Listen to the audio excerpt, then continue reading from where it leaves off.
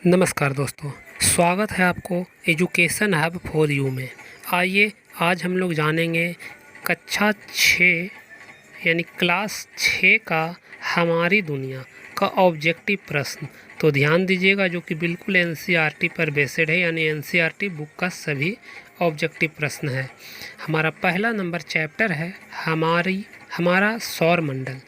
जो हमारा सौर मंडल है उसके प्रश्नों को देखते हैं। यह कक्षा 6 का हमारी दुनिया का है। और चलिए बढ़ते हैं क्वेश्चन की ओर।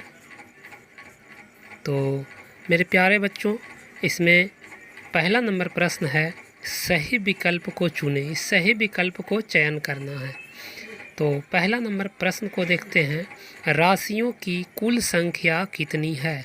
जी हाँ दोस्तों, ध्यान देना है। हमारा ऑप्शन दिया हुआ है क में 5, ख में 12, ग में 8 और घ में 27। तो इसका राइट आंसर क्या होगा ये बताना है।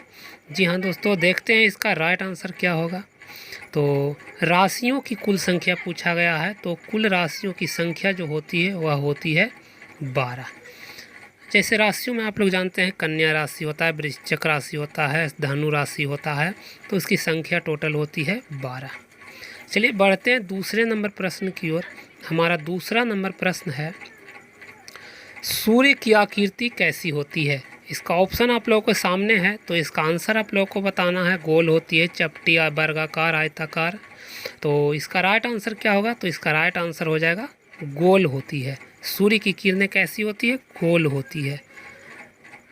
चलिए बढ़ते हैं तीसरे प्रश्न की ओर। हमारा तीसरा नंबर प्रश्न है, सौर परिवार का मुखिया कौन है। इसका ऑप्शन है पृथ्वी, चंद्रमा, सूर्य और नक्षत्र। तो इसका राइट आंसर क्या होगा दोस्तों, इसका राइट आंसर होगा सौर परिवार का मुखिया। जैसे हमारे गांव का मुखिया होते हैं, उसी प्रकार सौर परिवार का मुखिया कौन कहलाते हैं, सूर्य कहलाता है। सूर्य जो है अपना केंद्र में स्थित होता है, इसके चारों ओर सभी ग्रह घूर्णन करते हैं।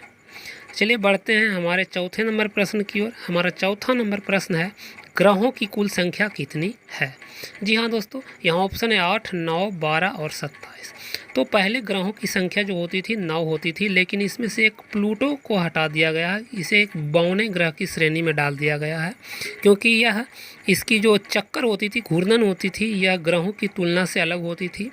इसलिए अब वर्तमान में ग्रहों की कुल संख्या कितनी है, तो 8 है। ग्रहों की कुल संख्या 8 है।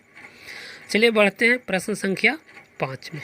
हमारा 5वां नंबर प्रश्न है, सप्तर्षि में कितने तारों का समूह होता है। तो सप्तर्षि तारा में जो होता है कितने तारों का समूह होता है। हमारा ऑप्शन है 27, 8, 12, 7। तो इसका राइट आंसर क्या होगा दोस्तों, इसका राइट आंसर होगा सप्तर्षि में 7 तारे का समूह होता है। चलिए बढ़ते हैं आगे दूसरे नंबर प्रश्न को। अब आ जाएगा यहाँ पर दूसरा टॉपिक है, और ये दूसरा टॉपिक क्या है, खाली स्थानों को भरिए। तो खाली स्थानों को भर देना है। चलिए बढ़ते हैं प्रश्न की ओर। हमारा पहला नंबर प्रश्न क्या है, पृथ्वी एक नक्षत्र को खाली स्थान दिनों में पार कर जाती है। ये कितने दिनों में पार करती है ये बताना है। तो इसका राइट आंसर होगा, पृथ्वी एक नक्षत्र को 14 दिन में पार करती है। इसका राइट आंसर हो जाएगा 14 दिन। जी हाँ दोस्तों, इसका राइट आंसर क्या हो जाएगा, इसका राइट आंसर क्या हो जाएगा, इसका राइट आंसर हो जाएगा 14 दिन।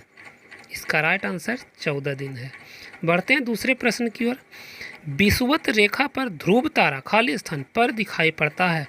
तो विषुवत रेखा इस प्रकार होती है, यहाँ से जो रेखा गुजरती है इसी को विषुवत रेखा बोलते हैं। आप विषुवत रेखा पर ध्रुव तारा जो है पर दिखाई पड़ती है। कहाँ पर दिखाई पड़ती है विषुवत रेखा पर ध्रुव तारा, तो इसका राइट आंसर हो जाएगा विषुवत रेखा जो है ध्रुव तारा, विषुवत रेखा पर ध्रुव तारा क्षितिज पर दिखाई पड़ती है। कहाँ पड़ती है दोस्तों, क्षितिज पर, क्षितिज पर दिखाई पड़ती है। चलिए देखते हैं अगले नंबर प्रश्न नंबर 3 को।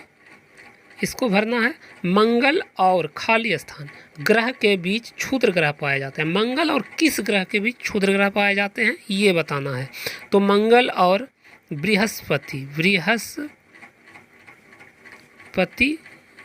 के क्षुद्र क्षुद्र ग्रह पाए जाते हैं। आगे बढ़ते हैं। अगला प्रश्न है, बृहस्पति के खाली स्थान है उपग्रह हैं। कितने उपग्रह हैं ये बताना है। तो बृहस्पति के जो हैं 63 उपग्रह हैं। वहीं शनि की बात किया जाए तो शनि के 62 उपग्रह हैं। पृथ्वी की बात किया जाए तो पृथ्वी के मात्र 1 उपग्रह हैं, और वे कौन से हैं, चंद्रमा।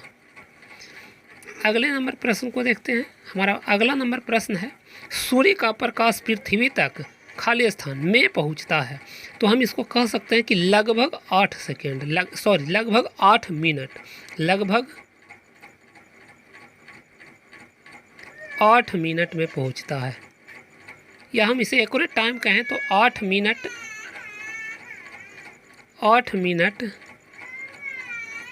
16 सेकेंड में पहुंचते हैं।